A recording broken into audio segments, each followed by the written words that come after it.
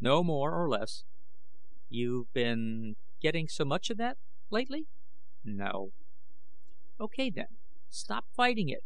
What do you care what kind of English they use, or whether they use sign language? The buck, kid, the buck. Dina, Muldoon said gravely, you have the grubbing soul of a pawnbroker. Or real estate broker, he added. He bent his head and kissed her lips. Her lips opened to his with that familiar warmth, a hunger for him which never failed to thrill. This time she did not remove his hand when it returned.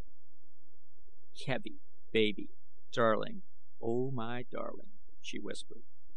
Strange, he thought, that at a moment like this I should be thinking of those fat twins. Muldoon hated the pirate prices of midtown parking lots, and so was late.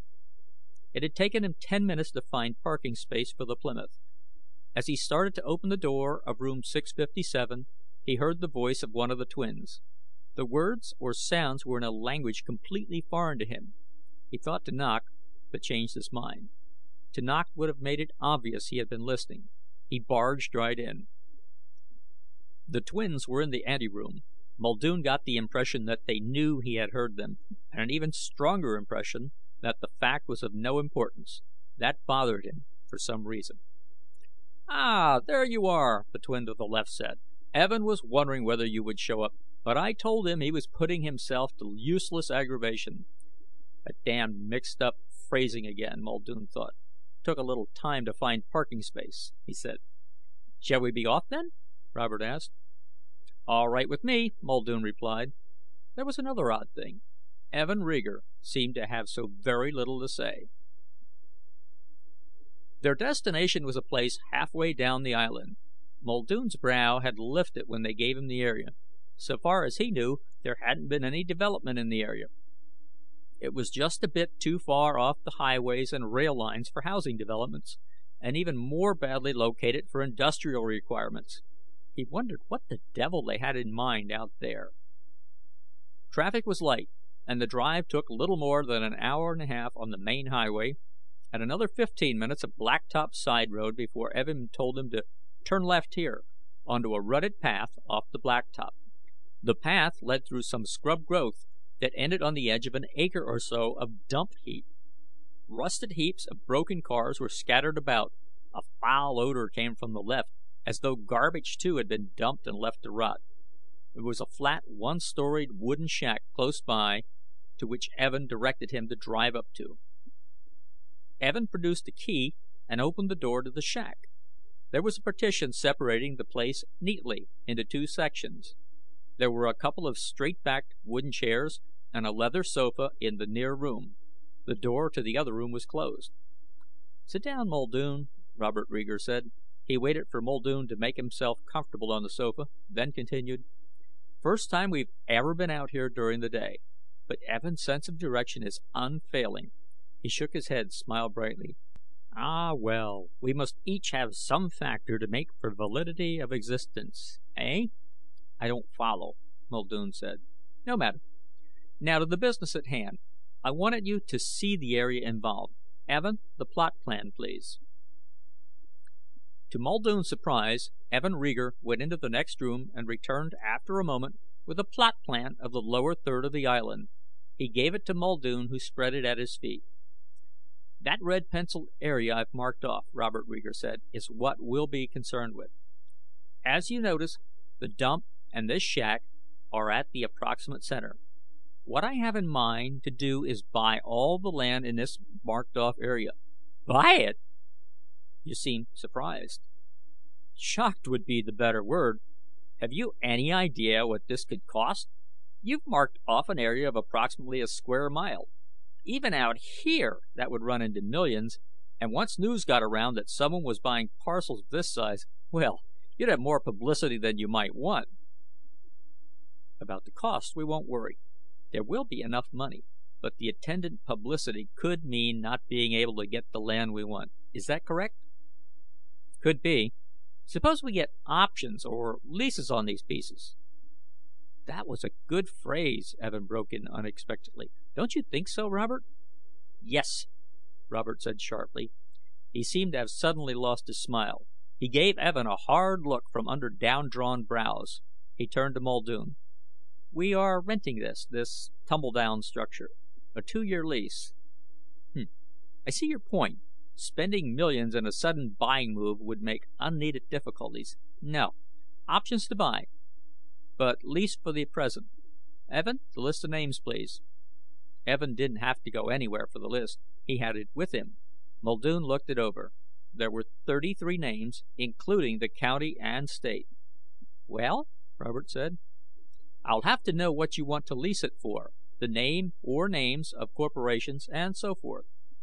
"Will my own name do?" "It will. But you can go into county court and register a business name under your own, what they call a DBA, name doing business as name. Register as many as you wish. Doesn't cost a great deal. Or form a corporation, you and your brother." "No, let the leases come under my own name. As for what I intend doing, well, I intend to concrete surface the entire area." "A square mile of concrete?" "Yes. There's a government plan to use this end of the island for a huge missile depot. They will have to come to me." Pretty shrewd, Muldoon thought. That is, if it's true. "All right," Muldoon said. "When do you want me to start?" "Right now. That was one reason for bringing you out here. Evan, would you get the briefcase, please?" Once more, Evan Rieger went into the other room, and closed the door carefully behind him when he came out. He handed the briefcase to Muldoon. "You may open it," Robert said. Muldoon's fingers became suddenly nerveless, and he dropped the briefcase. It was crammed with money, packets of $100 bills.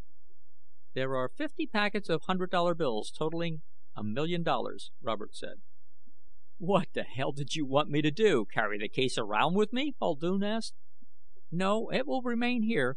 I merely wanted to show you I will be able to stand behind any price you may have to meet. From now on, report here, no matter what time. And since time has a definite value in this matter, do not stand upon it." "I like that," Evan said suddenly. "That was good, Robert." Muldoon nodded. Evan had a value, too. The same value any yes man has. But it bothered Muldoon. This just wasn't the way of twins. At least none he knew. Well, one thing was certain. The Riegers had the ready cash. "This may take some time," Muldoon said. "Weeks. Certainly. Maybe months. The county and state alone." "We don't have that much time," Robert broke in. "Evan must return in 10 days." "Return? Where?" Muldoon asked. It was as if Robert hadn't heard. "The state and county properties are small areas and on the very edge. Suppose we forget about them for the time being. Work on the private parties." "Anything you say, but it may still take weeks." "Then don't quibble. Lease at any price. If a show of cash is necessary, let me know. Now I think you'd better start. Good luck, Muldoon." It was Wednesday night before Muldoon saw Deena Savory again. Nor had he seen the Rieger twins since leaving them Monday morning. Deena and Muldoon seldom saw each other during the middle of the week. They were her busy days, and she needed the nights for complete rest. But he had called her and asked to see her. They were at dinner in a small Italian place close to her apartment. He had briefly brought her up to date on what had happened since she had seen him last, and was at the moment finishing the last of the lasagna he had ordered. "They're phonies, honey. Real phonies," he said. "I'll bet my last buck on that." She was looking at the last piece of steak on her plate. With an almost defiant gesture, she speared it and put it in her mouth. "Atta girl," he said. "Mind your own business," she said. "How do you mean they're phonies?" "I spent all Monday investigating 'em." "A fine way to make $1," she said. "What do you care who they are?" He gave her a knowing smile. "That's my fat-headed girl. Like to visit me in a nice jail, wouldn't you? One with a prestige address, of course. Let me tell you, they rented that shack and the dump heap next to it for a pretty fancy figure. Robert Rieger said they were going to do printing in that shack. They paid in full for the 2 years' rental, in nice, crisp $100 bills." "I get it.